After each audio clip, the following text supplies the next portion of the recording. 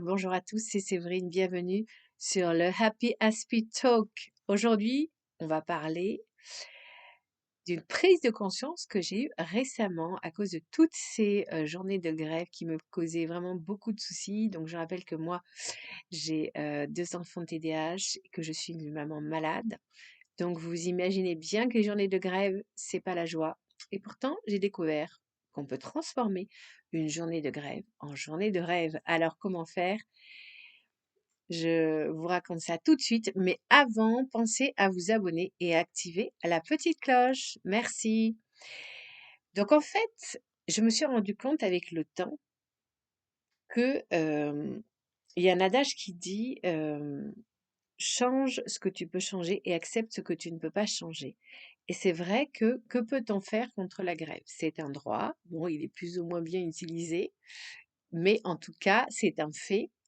Et donc là, j'avais donc l'institutrice de mon fils qui était en grève et j'avais décidé, voilà, j'ai dit: ben moi, je vais changer ma façon de vivre les choses». En fait, je pense que c'est ça, quand il nous arrive quelque chose, il faut essayer de faire preuve de créativité. Il se trouve que récemment, nous avons adopté un adorable petit chien, un certain Pedro, et donc je me suis dit que cette journée euh, de grève, eh bien, elle allait devenir une journée de rêve. Tout d'abord, il faisait vraiment un temps magnifique, un temps printanier. Et c'est vrai que déjà, l'humeur est très sensible à la météo. Et puis, comme je suis une maman qui pratique voilà, des stratégies éducatives depuis que mon fils a 3 ans, même s'il est TDAH, je lui ai appris à être autonome. Il se trouve que dans la précédente journée de grève, je lui avais donné un travail à faire et il avait été incroyablement autonome. Alors vraiment, je remercie le ciel. Voilà, je suis très croyante et je pense aussi que le ciel nous aide dans les moments difficiles quand on prend les choses de bonne grâce, de bon cœur. Donc, voilà, j'ai découvert que mon fils finalement pouvait être relativement autonome. Donc, je lui ai concocté un petit programme pour cette journée de grève. Et aussi, j'ai eu cette prise de conscience que finalement, si on loupait un jour d'école de temps en temps, c'était pas très très grave. Peut-être pas politiquement correct ce que je dis, mais je le dis quand même. Je me suis rendu compte qu'en fait, les enfants apprennent beaucoup plus vite quand ils sont à la maison que quand ils sont à l'école. Alors pourquoi? Parce que nous sommes dans une société où les parents n'éduquent plus leurs enfants. Les parents sont devant les écrans. 65% des Français reconnaissent qu'ils sont accros aux écrans. Du coup, ils ne consacrent pas du temps de qualité à leurs enfants et ils mettent ceux-ci devant les écrans très tôt. Il y a énormément d'enfants qui, dès l'âge de 2 ans, tripotent le téléphone de leurs parents et les parents, pour être tranquilles, leur donnent. Enfin bref, on est dans des tas de folie éducative. Donc, ce qui se passe, c'est que beaucoup d'enfants ont un comportement très agité sans être TDAH parce qu'il y a une mauvaise éducation derrière.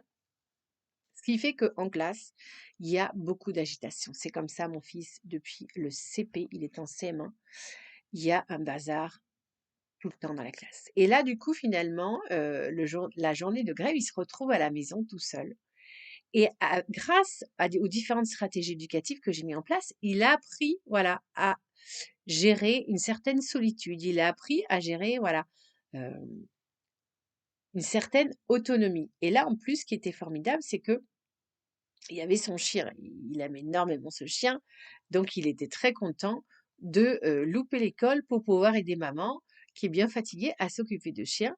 Donc en fait, moi je lui ai donné comme toujours des conjugaisons à faire avec le Becherel, un outil très pratique que toutes les familles devraient avoir, la fameuse table de conjugaison. Et puis, voilà, je lui ai demandé de travailler ça en autonomie.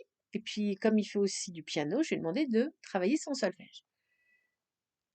Donc, en fait, je pense que nos enfants, si évidemment ça va pas se faire du jour au lendemain, il faut créer une atmosphère, pardon, studieuse dans la maison, mais nos enfants, finalement, apprennent mieux en étant seuls.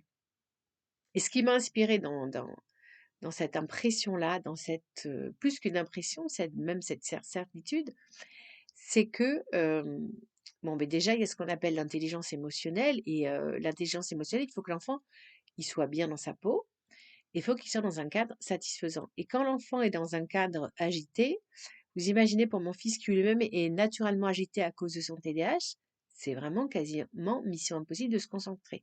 Donc finalement, ces journées de grève, ça lui fait beaucoup de bien en fait. Et d'ailleurs, j'ai une amie qui a retiré ses enfants de l'école pour faire l'école à la maison.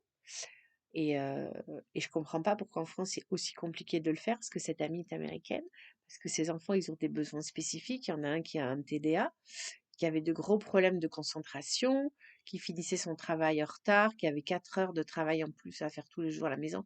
Donc elle s'est dit: «C'est pas possible». L'autre qui a des problèmes d'audition. Donc elle a décidé de leur faire l'école à la maison et ben ça se passe super bien. Alors moi, j'en suis pas là, hein, vu ma fatigue. J'ai pas envie d'avoir mon petit tourbillon avec moi tout le temps, mais de temps en temps, une journée de grève, finalement, c'est très, très bien. On fait les choses à son rythme, on se lève quasiment à la même heure, mais du coup, on se presse pas, on reste en pyjama plus longtemps. En fait, une journée de grève, c'est une journée où on prend le temps de faire les choses, on prend le temps de savourer la vie, on travaille quand même, parce que ça, j'y tiens. Pour moi, une journée de grève, c'est certainement pas une journée où le gamin est devant la télé. Donc ça, c'est clair et net, je lui dis tout de suite, une journée de grève, il n'y a pas de télé. Nous, la télé, c'est uniquement le week-end, parce que vraiment, du lundi au vendredi, on se concentre sur les apprentissages.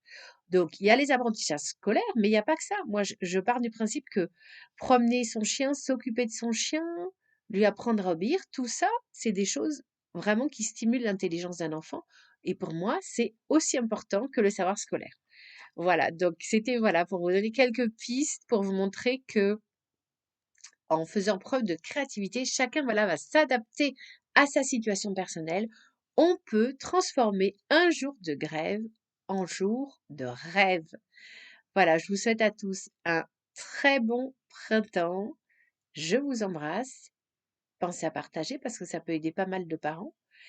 Et puis, je vous donne rendez-vous cette semaine parce que je vais sortir un nouveau numéro du journal d'une malade joyeuse où je vous donnerai les nouvelles du chien, de comment ça se passe avec Pedro.